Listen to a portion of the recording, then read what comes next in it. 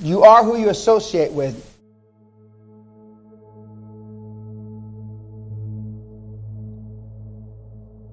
And I always remember this because my mother, when I was dating, used to tell me, Dan, you go to bed with dogs and you get up with fleas.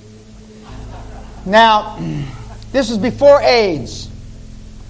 Quite clearly, I would be dead today if AIDS had existed in the 60s. There's no question whatsoever. And but she was referring to the quality of a young woman that I dated in the 60s.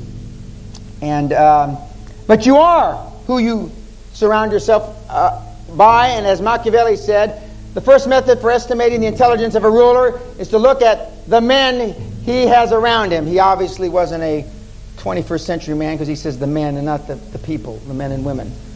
Now, if you were to be judged by who you associate with, play golf, tennis, have a meal with, etc., just think about it.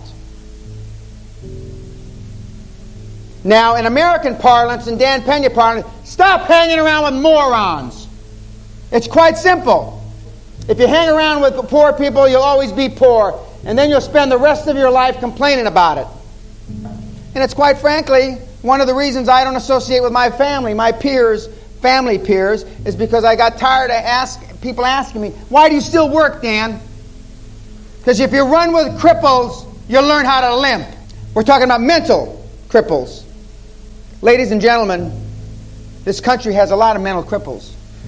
Now, we used to do this to the audience, and we'd start down here and we'd work down. You make a list of everybody you've talked to, not done in the sexual sense, that you do business with, that you talk to, that you had lunch with, etc., in a week. Then you make another list of all your goals, personal, financial, etc. Then you match the lists. And we used to start like with this woman right here on the end, and by the time I'd get down to this guy down at the other end, and he'd have to go to the bathroom. Most women talk to their mothers 6, 8, 10 times a week. That's neurosis feeding neuroses. Less than 2% of the people that you deal with on a weekly basis have anything to do whatsoever in any shape, manner, or form with any goal that you have or your future. Then why do you talk to them? You talk to them because it's comfortable. It's comfortable. And unfortunately, your parents and your relatives and even your children, and for some of you old people in the audience, your grandchildren, fall into those categories. The most contagious thing is not a positive attitude, it's a negative attitude.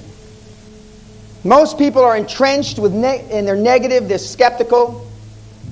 You simply cannot achieve the kind of success that we're talking about hanging around with mentally deficient losers that think that life owes them a living.